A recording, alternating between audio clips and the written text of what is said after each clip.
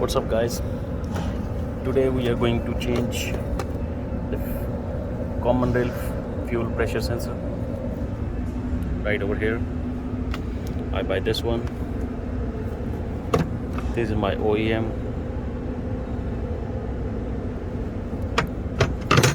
Simply I use 27 mm wrench, that's it, and not very tough, it's very easy, but make sure not too much pressure and all around clean, because no dirt and debris get inside, because this is the common rail and all injector get pressure from here and diesel from here. So that's it, guys. So let me show you the new one. This one is coming black.